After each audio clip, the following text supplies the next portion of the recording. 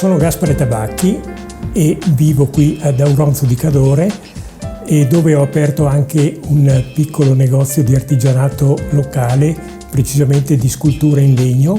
È da 17 anni che ho questa attività.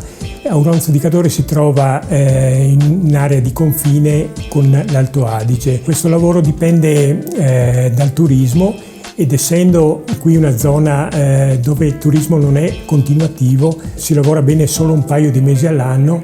Essendo tutto fatto a mano, io non riesco a fare grandi numeri e quindi la mia produzione è molto limitata.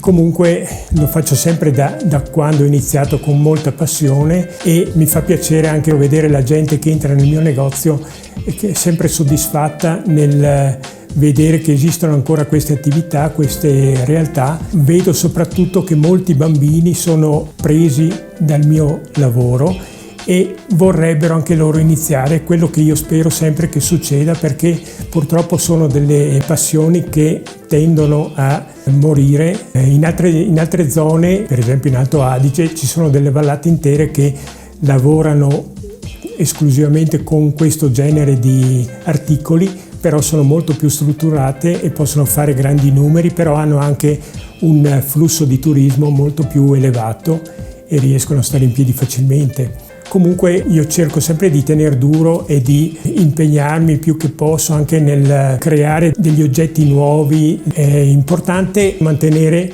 vive queste tradizioni, perché purtroppo stanno sempre calando come interesse, forse anche dovuto al fatto che al giorno d'oggi ci sono altre attrattive, e però bisognerebbe fare un qualcosa per poter far sopravvivere questi generi di artigianato, non solo quello della scultura che è il mio, ma anche altri.